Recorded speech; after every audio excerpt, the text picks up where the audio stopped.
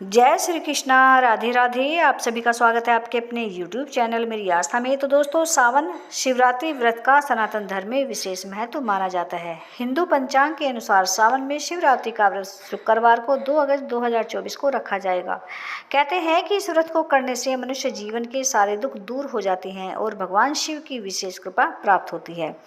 इस दिन भगवान शिव की विधि विधान से पूजा करने के बाद श्रावण शिवरात्रि की कथा को जरूर सुनना चाहिए या फिर पढ़ना चाहिए।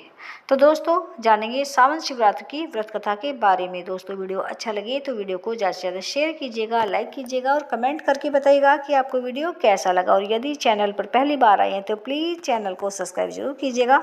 तो दोस्तों, शुरू करते हैं। धार्मिक कथा के अनुसार चित्रभानु नाम का एक शिकारी था जो जंगल में जानवरों का शिकार करके अपना घर चलाता था। उस शिकारी के ऊपर साहूकार का काफ़ी कर्ज था, लेकिन कर्ज न चुकाने के कारण क्रोधित साहूकार ने उसको बंदी बना लिया था। जिस दिन साहूकार ने उसको बंदी बनाया था वह दिन शिवरात्रि का था। बंदी रहते हुए शिकारी शिव संबंधी धार्मिक बातें सुनता रहा। वहीं उसने शिवरात्रि की कथा भी सुनी। शिकारी का पूरा दिन ऐसे ही गुजर गया। शाम को साहूकार ने चित्रभानु को एक दिन के लिए कर्ज चुकाने का समय दिया और उसे छोड़ दिया। कर्ज चुकाने के लिए चित्रभानु पूरे दिन बिना कुछ खाए पिए जंगल में शिकार ढूंढते हुए बिता दिया।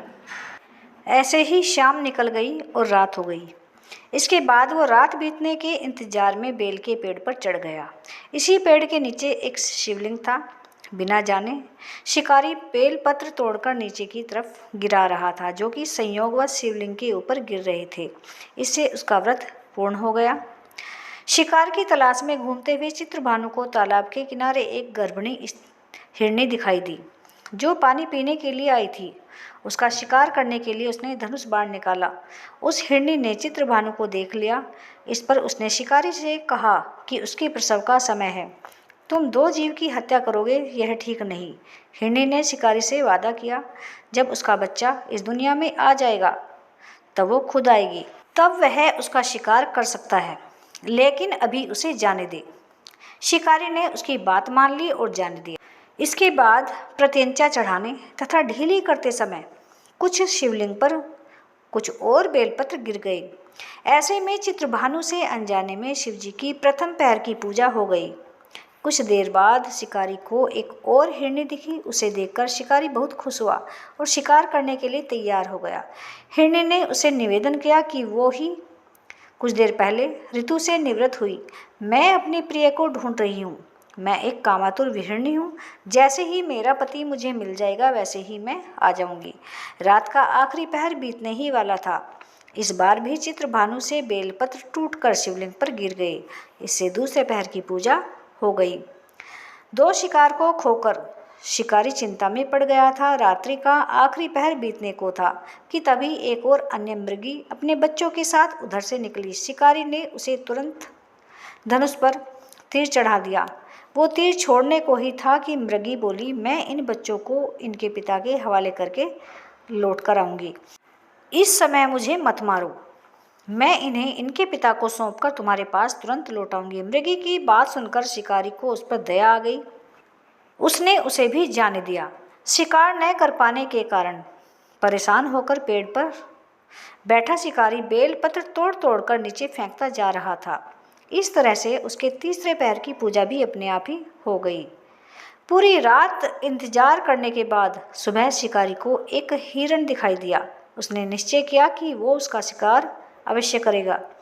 शिकारी ने प्रत्यंचा चढ़ा ली। इस पर हिरण ने कहा कि अगर उससे पहले आई 3 हिरनियां और उनके बच्चों का शिकार उसने किया हो तो उसका भी शिकार कर ले, जिससे उसे उनके वियोग में दुखी न होना पड़े। लेकिन अगर उन्हें जीवन दान दिया है तो उसे भी छोड़ दे।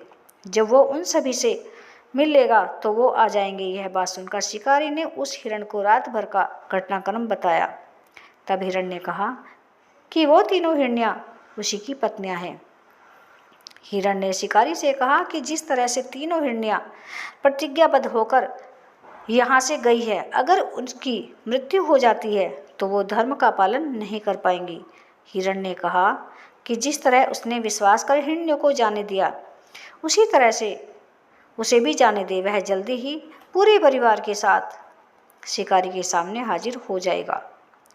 जाने अनजाने में ही सही उपवास, रात्रि जागरण और शिवलिंग पर बेलपत्र चढ़ाने से शिकारी का हिंसक हृदय अब निर्मल हो गया था। उसके हाथ से धनुष छूट गया और उसने मृग को जाने दिया। थोड़ी देर बाद में वह मृग सपरिवार शिकारी के सामने उपस्थित हो गया, किंतु जंगली जानवरों की ऐसी सत्यता और सामूहिक प्रेम भावना देखकर शिकारी को बड़ी ग्लानि महसूस हुई।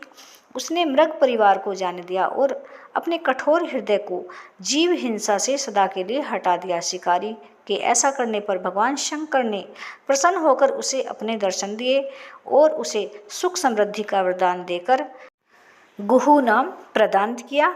तो दोस्तों, ये थी शिवरात्रि की कहानी आपको कैसी लगी कमेंट करके अवश्य बताइएगा। वीडियो को ज़्यादा से ज़्यादा शेयर कीजिएगा, लाइक कीजिएगा, और यदि चैनल पर पहली बार आए हैं तो प्लीज़ चैनल को सब्सक्राइब जरूर कीजिएगा। तो दोस्तों, मिलते हैं अगली वीडियो में, तब तक के लिए राधे राधे।